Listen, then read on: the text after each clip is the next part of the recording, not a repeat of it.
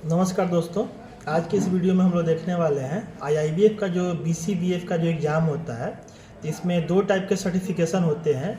एक होता है बेसिक सर्टिफिकेशन, ठीक है, और एक होता है एडवांस सर्टिफिकेशन। तो आईआईबीएफ से रिलेटेड या मैं कई वीडियो अपने डालता हूँ एग्ज़ाम से रिलेटेड, जिन पे बहुत लोगों का कमेंट आता है या मेरे व्हाट्सएप पे बहुत लोगों का मैसेज आता है कि सर बेसिक करें या एडवांस करें, ठीक है।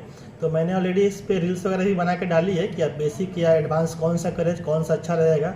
जाहिर सी बात है एडवांस थोड़ा अच्छा रहेगा। एडवांस में आपको ज़्यादा ऑप्शन मिलेगा, या एडवांस अगर आप करते हैं तो आप किसी भी बैंक के बीसी बनना चाहे तो लॉन्ग टर्म के लिए काम करेगा। मतलब एक बार आपने एडवांस सर्टिफिकेशन ले लिया तो ये आपका जब तक चाहे आप जब तक बीसीए काम करेंगे आपको कोई फिर नया सर्टिफिकेशन लेने का रिक्वायरमेंट नहीं रहेगा। लेकिन अगर आप बेसिक लेते हैं तो भविष्य में हो सकता है कि आपको उसका एडवांस वर्जन भी लेना पड़े।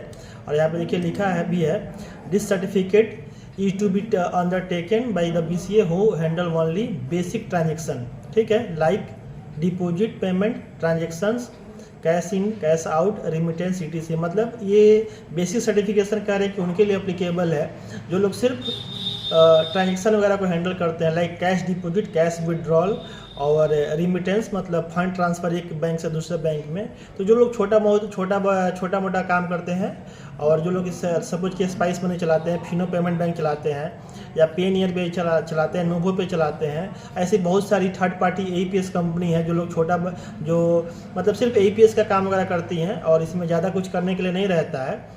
तो इसके लिए अगर आप करना चाहते हैं तो आप बेसिक कर सकते हैं। लेकिन अगर आप चाहते हैं कि आप किसी बैंक के बीसीए बनना है, आपको लाइक स्टेट बैंक का बीसीए बनना है, सेंट्रल बैंक का बनना है, पंजाब नेशनल बैंक का बनना है, या कोई भी बैंक का बीसीए बनना है, तो आप बेसिक भी लेंगे तो इसमें बीसीए बन जाएंगे। लेकिन भविष्य में क्या रहेगा, फिर आपको इसको बेसिक से एडवांस जाना पड़ेगा, ठीक है। तो आपको मैं रिकमेंड करूंगा अगर आपको किसी बैंक का बीसी बनना है, central bank, state bank, Punjab national bank, तो आप एडवांस सर्टिफिकेशन पे जाए। इसमें क्या रहेगा, आपको फुल यहाँ पे देखिए BCA managing CSP covering all the activities as prescribe by regulator, ठीक है।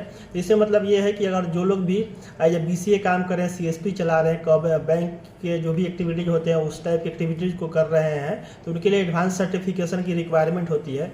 और यहाँ पे देखिए एक चीज़ और भी लिखी है, basic certification is not mandatory for advance certification. मतलब आपको ये जरूरी नहीं है कि पहले बेसिक लेना है फिर आप एडवांस लेंगे, आप डायरेक्टली एडवांस सर्टिफिकेशन ले सकते हैं। इन दोनों में ज़्यादा अंतर नहीं है। मैं आपको सेशन प्लान की भी दिखाता हूँ इनको।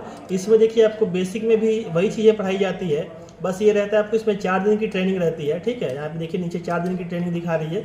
इसमें ये आपको नेस्टबुड के साइट पे जाके आपको ये दिख भी जाएगा कि आपको इसमें क्या क्या पढ़ने के लिए मिलेगा। Structure of Indian banking and type, तो ये आपको बेसिक में भी मिलेगा, एडवांस में भी मिलेगा। Various deposit scheme and other services, ये भी आपको बेसिक एडवांस दोनों मिलेगा। अकाउंट ओपनिंग, केवाईसी वगैरह, तो ये सब देखिए जो बेसिक में चीज़ें मिलेंगी आपको एडवांस में भी यही चीज़ें मिलेंगी, ठीक है। लेकिन एडवांस में क्या रहेगा, अगर आप एक बार एडवांस कर लेते हैं तो फिर ये लॉन्ग टर्म के लिए आपको कोई सर्टिफिकेशन की रिक्वायरमेंट नहीं रहेगी। और ये सर्टिफिकेट आप जब तक एज ए बीसीए काम करते हैं 5 साल 10 साल तब तक चलता रहेगा। क्योंकि ये जो है सर्टिफिकेशन दोनों आईबीए जो इंडियन बैंकिंग इंस्टीट्यूट होता है, सॉरी इंडियन बैंकिंग एसोसिएशन होता है, उनके द्वारा डिसाइड किया गया है कि 2 टाइप के सर्टिफिकेशन होंगे। और मैं इस पर चार्जेस की भी बात करूँ तो बेसिक में थोड़ा सा पैसा कम लगता है, एडवांस में थोड़ा ज़्यादा लगता है। एक बार मैं आपको दिखा भी देता हूँ नेस्टबुड के साइट पे जाके। ये तो चीज़ें आप समझ गए होंगे कि बेसिक जो है बेसिक काम के लिए, जैसे एईपीएस वगैरह के लिए आप अगर चलाना चाहते हैं, सिर्फ एईपीएस का काम करना चाहते हैं, आपको अकाउंट ओपनिंग, जीवन ज्योति बीमा, ये सब बड़े बड़े अटल पेंशन वगैरह हो गया, एफडी वगैरह हो गया, मतलब एज बैंक की तरह अगर आपको काम नहीं करना है तो आप बेसिक सर्टिफिकेशन कर सकते हैं। अगर आपको एज बैंक की तरह काम करना है, लाइक जो भी बैंक में एक्टिविटी होती है वो भी आपको भी करनी है। जैसे सीएसपी पे क्या रहता है, स्टेट बैंक का सीएसपी है या सेंट्रल बैंक का सीएसपी है, यहाँ पे अकाउंट ओपनिंग होता है, जीवन ज्योति, अटल पेंशन योजना, एफडी, रिकरिंग डिपॉजिट, केवाईसी वगैरह बहुत सारी काम होती है। जो भी बैंक में काम होता है उसका सब कुछ छोटा मोटा काम सीएसपी पे भी होता रहता है, बस इसमें कुछ लिमिट रहता है कि आपको इतना ही तक करना है। तो अगर आप एडवांस करेंगे तो आपको इसमें सब कुछ आ जाएगा।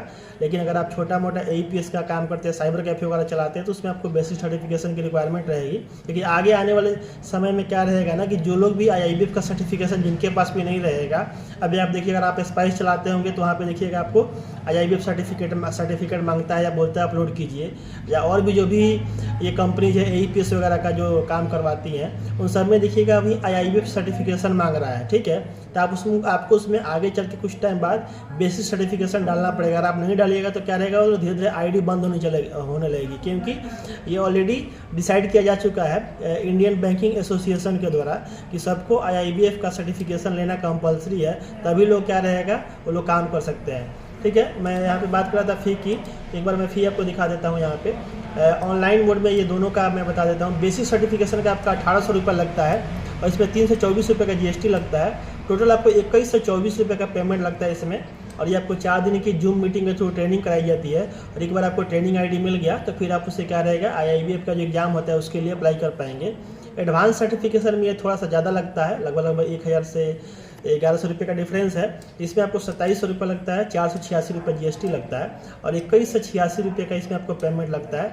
और आप ऑनलाइन मोड के लिए जाएँ, यहाँ पे आपको जूम का आपके व्हाट्सएप और ईमेल पे जूम पे लिंक मिल जाता है। जूम वीडियो कॉलिंग जो होती है ना, उसकी लिंक आ जाती है और उसमें क्या रहेगा, आपका ट्रेनिंग हो जाएगा। तो आप एडवांस के लिए जाएं। अगर आपको आगे चल के किसी बैंक का CSP नहीं लेना है, आपको बस AEPS का ही काम करना है, साइबर कैफे वगैरह ही चलाना है, तो फिर आप बेसिक के लिए जा सकते हैं। ठीक है, तो आपको ये फ्री डिटेल मैंने बता दिया और मैंने यहाँ पे आपको सर्टिफिकेशन वगैरह बता ही दिया था। ये आपको पढ़ने के देखिए, इसमें मैंने ये यहाँ पे दिखाया 6 घंटे का ये रहेगा आपका। इसमें 6 घंटे में 7 घंटे पर डे रहेगा, मतलब जूम मीटिंग जो होगी आपकी 7 घंटे पर डे होगी। लेकिन अगर आप बेसिक में जाते हैं तो ये भी 4 दिन ही रहता है, लेकिन इसमें भी 7 घंटे पर डे रहेगा। इसमें सब कुछ कौन सा आपको टॉपिक कितना देर पढ़ाया जाएगा, ये सब कुछ भी लिखा हुआ है। ठीक है, तो आप इसको देख सकते हैं। कोई भी दिक्कत आती है, कुछ भी आपको समझ में नहीं आ रहा हो तो आप मुझे कमेंट कर सकते हैं और मैं आपके कमेंट का रिप्लाई कर दूंगा। ठीक है, तो अगर आप चाहें तो बेसिक एडवांस मैंने दोनों के लिए आपको बता दिया है। आपको अगर अच्छा लगे तो आप बेसिक के लिए जा सकते हैं। अगर आप बेसिक लेते हैं आज, तो हो सकता है कि आपको 6 महीने, 1 साल, 2 साल बाद अगर BCA बनना है किसी बैंक का, तो फिर आपको एडवांस लेना पड़ेगा। तो अगर आपको थोड़ा बहुत मतलब अगर आप पढ़ने में अच्छे हैं, अगर आपको लगता है कि आप दे पाएंगे और आप पास हो जाएंगे, ऐसे भी 100 नंबर का एग्जाम होता है एडवांस वाला, और इसमें आपको 50 नंबर पासिंग के लिए लाना होता है। ठीक है, तो आप मैथमेटिकल जो भी क्वेश्चन होते हैं अगर उनको स्किप भी कर देंगे तो भी बैंकिंग के जो नॉर्मल क्वेश्चन होते हैं उससे आप 50 नंबर आराम से लेके आ जाएंगे, पास हो जाएंगे। नॉर्मली यूट्यूब पे बहुत सारी वीडियो डाली है जिसको अगर आप देख के जाते हैं तो आप एग्ज़ाम पास कर जाइएगा आपका आराम से। 60 नंबर 70 नंबर तक बच्चे ले आते हैं। ठीक है, तो आप इसको देख लेंगे। और हिंदी मीडियम, इंग्लिश मीडियम आप देख लेंगे। बैंकिंग में अधिकांश क्या होता है कि इंग्लिश लैंग्वेज ही यूज होता है और इंग्लिश के टर्म्स ही यूज होते हैं। तो आपको अगर इंग्लिश मीडियम से देंगे तो आपको समझने में भी आसानी रहेगी। ठीक है, और ये देखिए यहाँ पे PMJDY क्या होता है, प्रधानमंत्री जनधन योजना, इससे रिलेटेड क्वेश्चन आते हैं बहुत ज़्यादा। PMJJBY मतलब प्रधानमंत्री जीवन ज्योति बीमा योजना, PMSBY प्रधानमंत्री सुरक्षा बीमा योजना एंड APY अटल पेंशन योजना। तो इनसे रिलेटेड बहुत सारे क्वेश्चन आते हैं। ठीक है, इसके अलावा आपका अकाउंट ओपनिंग वगैरह हो गया, KYC हो गया, बैंक का जो बेसिक वर्किंग मॉडल होता है, इन सब से रिलेटेड क्वेश्चन रहते हैं एग्जाम में। मैंने 1-2 PDF भी अपने चैनल पे शेयर किया है, आप उसको जाके उस चैनल पे मेरे देख सकते हैं। और वीडियो को लाइक कीजिए, कोई दिक्कत आती है तो कमेंट कीजिए, चैनल को सब्सक्राइब कीजिए। और अगर आपको कुछ भी समझ में नहीं आया हो वीडियो में तो आप कमेंट कीजिए, मैं रिप्लाई कर दूंगा। थैंक यू दोस्तों, याद से चैनल को सब्सक्राइब कीजिए।